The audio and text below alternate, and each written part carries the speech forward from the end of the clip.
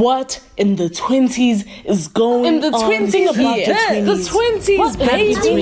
Plenty. What in the 20s is going on? Here for my 20s, baby. This is the 20s. Welcome back to the podcast. I'm your host, Zamam Kize, and this is What in the 20s, a podcast where you listen to me grow through it, baby. On this episode, we're going to be speaking about how we just need to stop performing, you know? I think this essentially kind of speaks to all the different gazes that we are hyper aware of, you know, whether it's the male gaze, the capitalist gaze, the, you know, whatever, just the idea of constantly being perceived and putting on a mask so that you can, I guess, survive in that gaze, right? So let's speak about how it all starts, right? And I think it's genuinely just a desire to want to be liked, to want to be desired, to want to be validated and affirmed and accepted, right?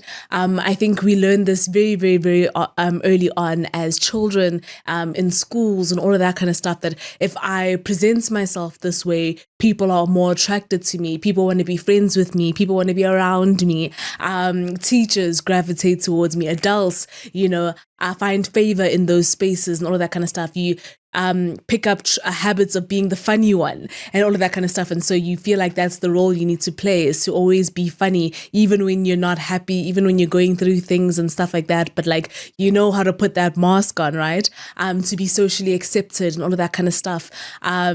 You feel like you need to have your armor up, you know, or just to have a tough exterior and all of that kind of stuff. And you feel like in those ways you're being respected, you're being someone that people don't mess with and all of that kind of stuff. And so you put that mask on there.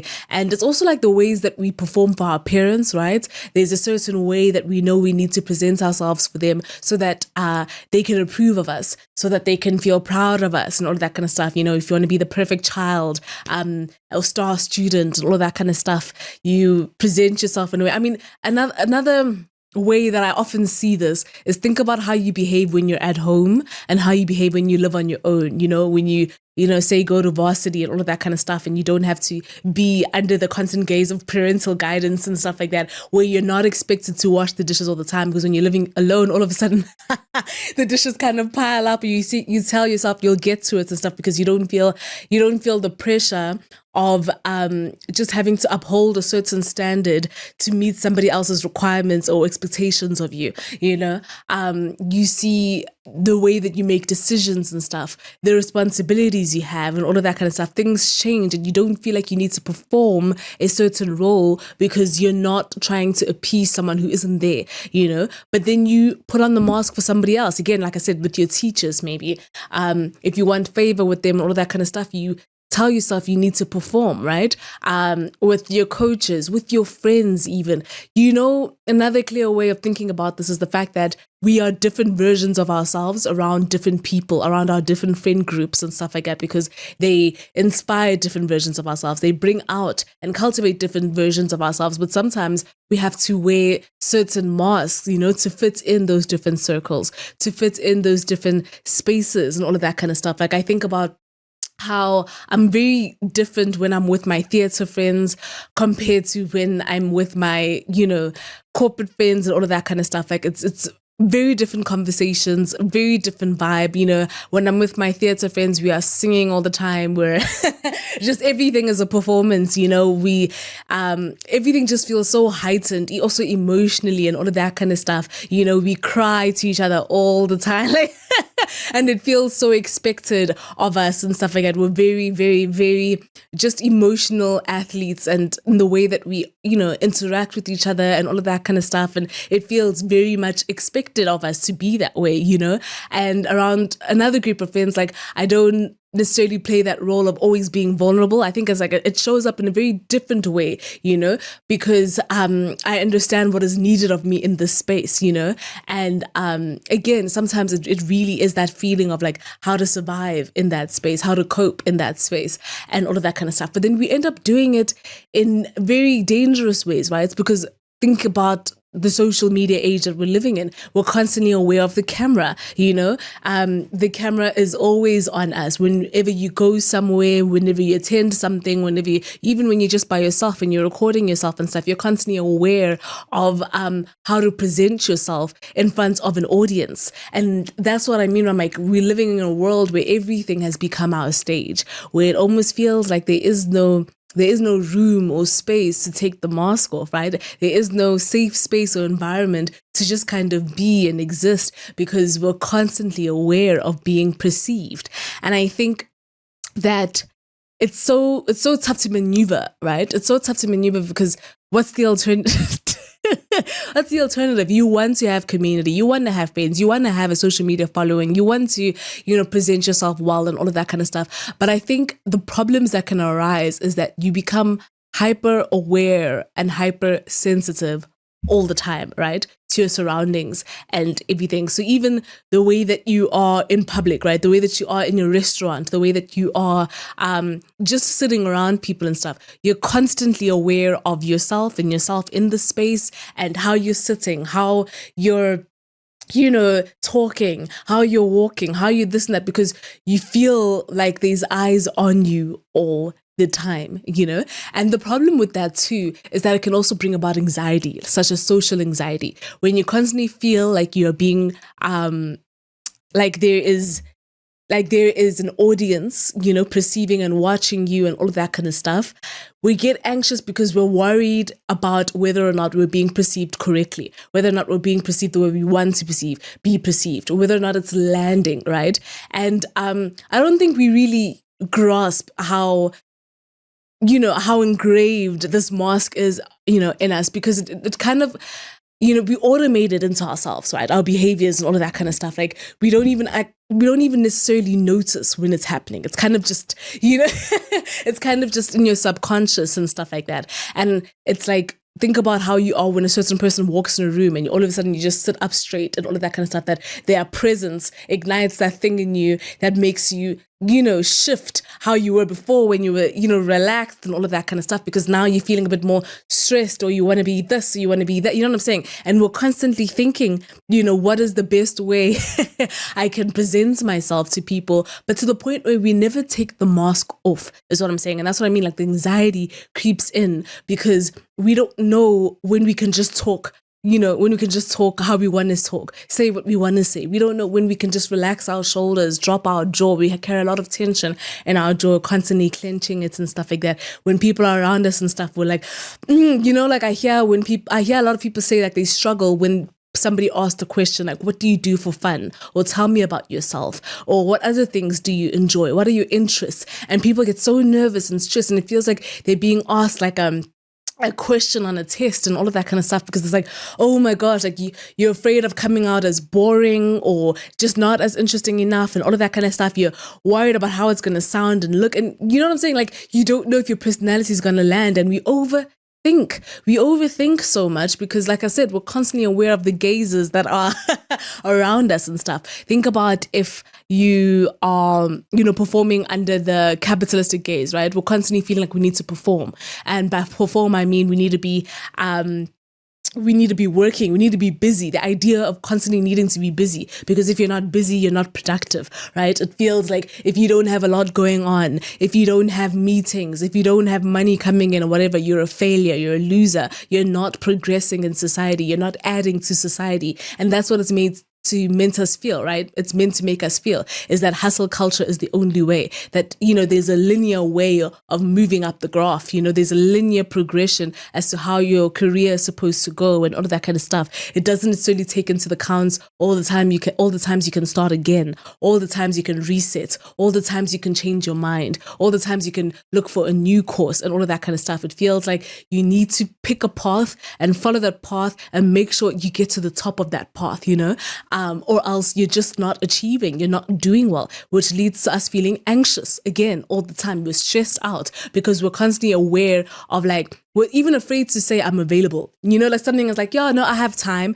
because it feels like, what do you mean you have time? You should never have time. You should, if you just say, oh no, I'm not doing anything today, I'm not busy, I'm not caught up, it feels like something is wrong and we feel guilty. We feel guilty for that because we just feel the need to perform as if we're people that have a lot going on. We have routines, we have schedules, we have this and that in our lives, in our relationships, and all of that kind of stuff. We want to feel like our life is full of things, but it's actually just so much fluff. And you know what I'm saying? It's just a whole bunch of fluff that like we end up being even more unproductive by pretending to be productive, by pretending to be busy and all of that kind of stuff, because all that stress and anxiety causes you to procrastinate. All that stress and anxiety causes you to actually do nothing at all because you're just so overwhelmed, you know? And again, like I said, you feel guilty for not having a lot going on that you end up just not pursuing anything and stuff. It keeps you at a halt. I think another reason or another effect of constantly performing is that we overcompensate, right? So again, back to the feeling of wanting to be liked, accepted, validated, and all of that kind of stuff. We over-explain ourselves, you know, if we feel like someone didn't quite get us the way we wanted them to get us, someone didn't quite understand, you know, someone isn't really connecting the way that we need them to and stuff. So we over explain ourselves and all of that kind of stuff. We overdo things like gifts or acts of service or whatever it is. We try to just, oh, okay, I can do this. Oh, I can do that, because we want to perform as someone that we feel is palatable to them. We want to perform as someone we feel would be liked by them, would be desired by them, wanted by them, and stuff like that. And so we do too much too soon to the wrong people, constantly, all the time, you know, because we want someone to pick us, to date us, to choose us, to, you know, all of that kind of stuff. And so overcompensating can come in so many different forms, but it's essentially just you extending yourself above and beyond what the authentic version of you would do, you know, stretching yourself above and beyond what you really want, you know, and what you really care for. You know, now you're forcing yourself to take interest in things that don't necessarily connect with you, but because you want to impress people. That's overcompensating, you know, and lying also, right? Lying about the things that matter to you, lying about the things that fascinate you, or, you know, all of that kind of stuff to impress people. It's so insane, you know, like the lengths we are willing to go to be liked and to be, I guess, to maintain our social circles, to maintain the environments that we're in. And again, like I said, it's so tough because what are we supposed to do? Just leave those circles? Like, just leave our workplace and all of that kind of stuff? But like, you can't fake. You think you can, right? You think you can pretend and all of that.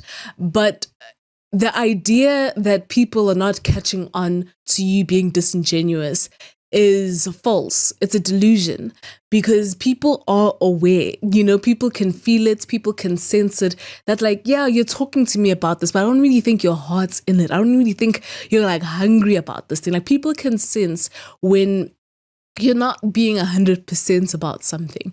And that's the lie we tell ourselves. Like, we think because we're so used to performing this role and all of that kind of stuff that it's great. I remember this one time in high school, I was so tired. I was so tired and overwhelmed and frustrated and angry and all these emotions, right? And I never used to show that side of me, because I always, you know, I was always told I'm such a bubbly person, I'm such a lively person, I'm such a, you know, just a funny, big energy, all of that kind of stuff. Like, that was what I was constantly told my entire life. And so I kept up that reputation for years and years and years, never allowing myself to complain around people, never allowing myself to fall apart around people and stuff like that. Like, it just felt like that wasn't my job, you know. My job was to be there for other people. My job was to support other people. My job was to be the light in the room for other people. And that's what I had convinced myself for years and years and years. And I remember it was after school, I was just walking down the stairs. I saw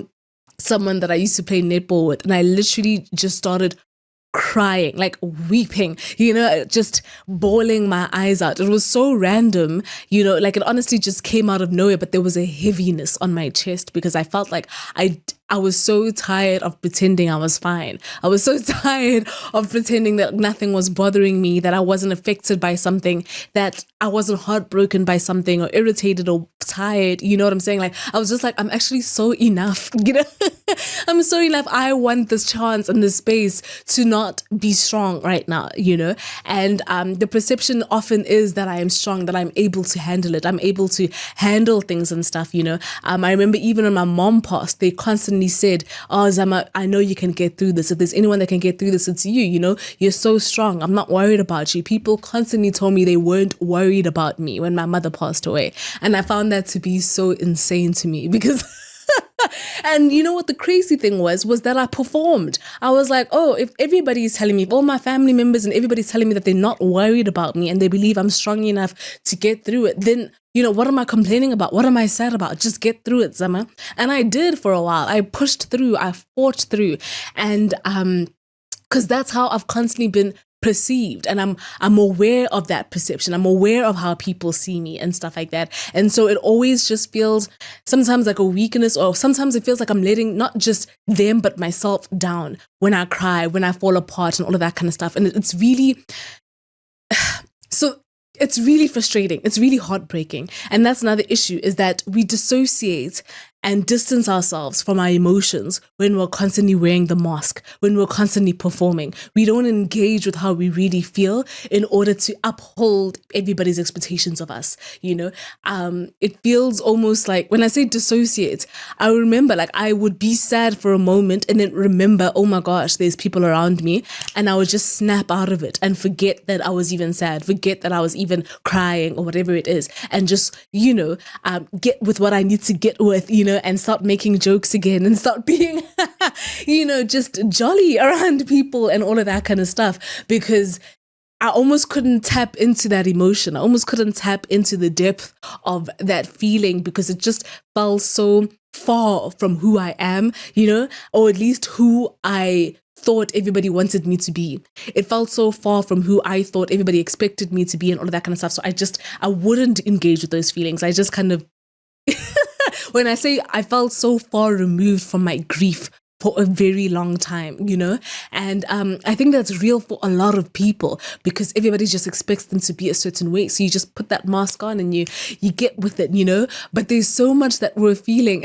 When I say, guys, the word dissociate, like it's an out of body experience. Like you feel so like a tragic event has happened to you, but you can't even register it. Like you can't even process it and stuff like that because you're thinking about all the other things that need to get done. You're thinking about making sure that this is sorted and that's okay. And, everybody is still happy to be around you because you also fear losing people if you were to show them who you were outside of how they're used to experiencing you. And I think that that's another issue of constantly wearing the mask, is that we curate our life to maintain and reflect the mask, right? And so what did I say again? Like even constantly being aware of the camera and stuff like that. We will curate the way we eat. We'll curate the way we interact with our friends and stuff like that because the camera is in front of us and everything. We'll curate just all our interests, our hobbies, where we go to gym, what we're doing to our day-to-day, our routines and all of that to suit the algorithm, to suit what we know people online want to see. We'll curate the way we smile, the way we just laugh, every single thing, because we want people to like us. We want strangers to like us and to comment and engage and all of that and tell you how cool you look and all of that kind of stuff. Tell you how beautiful you are, tell you how soft you're living. Like there are so many different reasons why we structure our lives to aesthetically appear a certain way, right? Because that's currency. Aesthetics is currency. The way that we are able to manipulate how people perceive us based on what we portray, right? Because it's an illusion, and it's such a powerful, tool. Is we don't see the world the way that it is. We see it the way that we think. We see it the way that our reality shape our perception. And so even though it could be this way, because I've painted an illusion that it's this type of way, you're going to receive me in this type of way, you're going to think I'm a this type of person because of who I show myself to be online, but only those who experience me up close and personal, can vouch for who they understand me to be, but even that, because even the people that know us, if we keep wearing the mask, we perform to them too. We perform to our closest friends. We perform to our parents, as I mentioned earlier, people who genuinely are under the impression that they know us. But because we keep the mask on, how would they know any different? And I think there's a narcissism to it, right? The idea that everything revolves around us. That's why we have to keep this mask on, because if I take it off, everything's going to fall apart. People are going to be sad. Everything's going to be dark. Everything's going to be heavy if I take this mask off and stuff. So I have to keep it on so that there's light, so that there's joy, so that there's goodness going around. And that's what I'm saying. It's like you think you carry the weight of the world with you because you think it's you think you're the answer. And I get it, because a lot of the times you're maybe being told that you are, but that's like I said, it's a narcissism to believe that we have to maintain it in order for the world to keep spinning, in order for everything to keep going right with the world and stuff. And an example I guess I can give is like, for so long, it's like we under the impression that, like, a mother keeps the household, up, right? And we think that everything revolves around, the way that our mothers in the household kind of set things up and make a house a home and all of that. And now that I don't have my mother, in the beginning, I thought, what's going to happen? Everything's going to fall apart. But life still kept going on, things just kept moving, and people had to learn how to live outside of her and stuff like that. And so, like, that's the thing. It's like we think that one person is responsible for the stability of everything, but that's not true, and I challenge you to allow things to fall apart then. If you really think everything's going to fall apart, if you fall apart, let things fall apart then, let things crumble. I would feel like that all the time. I would feel like I need to take charge. I need to be a leader. I need to do all of that, or else things won't get done. And my brother would say to me, then Zama, let things not get done so that people can start learning how to do things for themselves. Because I think sometimes I'll try to jump the gun and start doing things for people because I'm thinking I'm helping. I'm thinking I'm acting out of service and all of that kind of stuff, but I'm just getting drained. And I put that responsibility on me, I have no one to blame but myself for it. And it's like, actually just tell yourself, if things are going to fall apart, then let them fall apart, because you need to hold yourself together. You need to show up for you. And you can't do that if you're constantly still performing in these roles, in these setups that are too big of shoes to fill. Like, they're not meant for you to hold everything, And I think it's very difficult for people to build very real relationships with you when you're constantly wearing the mask. It's very difficult for people to really understand you and accept you and grasp who you really are if you're constantly feeling the need to perform for them, if you're constantly feeling the need to show them a version of you don't even connect with, and that's the truth. Sometimes you outgrow the certain versions of you, but you don't know how to tell people that you're not that version of yourself anymore. You don't know how to show your friends that this isn't who you are anymore. These aren't the things you partake in anymore. These aren't the things you're interested in anymore. And it's not that you were fake. It's not that you were lying. It's just, like I said, it's just that you've outgrown it. It just doesn't serve you anymore. And that's okay. I think you need to deconstruct the fear, right? So keep asking yourself, so what? As I said, let things fall apart. Like, so what if it falls apart? So what if my friends leave me? So what if I walk alone? Like, keep deconstructing all the way. Keep asking yourself, so what? So what? So what? Until you're left with like, oh, life isn't so scary, because you're going to realize you're going to find the people you need to be with on your path. But it takes you letting go of certain people. It takes you letting go of certain spaces. So what if the job doesn't choose you because you don't feel connected to it or fit for it? Then you go find the job that serves you. So keep saying to yourself, so what? So what if people know that I'm not always pretty, I'm not always kind, I'm not always generous, I'm not, that I can be selfish, that I can fall apart, that I can have really dark thoughts and all of that kind of stuff. Like, so what? I'm a human being, and you need to accept yourself. You need to fully accept, like, all of you, because I don't think people should deserve access to pieces of you if they can't accept all of you. And so I think if you just first validate that with you, first learn to appreciate the ugly sides of you, appreciate the sides of you that aren't so glamorous, that aren't so palatable and all of that kind of stuff, I think you'd realize that it makes you a far more interesting person. It makes you a far more relatable person. It makes you a far more honest person. And those are things we should be striving for, really. And yeah, that's what I wanted to speak today, is like, I think that I'm constantly aware of moments where I'm adjusting who I am and putting a filter on who I am because of my desire to be around people and all of that. And I'm just kind of over it. Like I'm just, and I think we should all just move towards getting over it, like getting over feeling like we need to be a certain way. I understand in terms of like understanding how to when to be professional and all of that kind of stuff. Like that's a different context. But I mean, in terms of just tuning yourself to be someone you're not, we need to abandon that. Life is too short to be someone you're not. And I really hope that you take in everything I'm trying to say today. As always, I'm sending my love. Goodbye. What in the 20s is going on? In the 20s here. The 20s, baby. What in the 20s is going on? I am here for my 20s, baby. This is the 20s.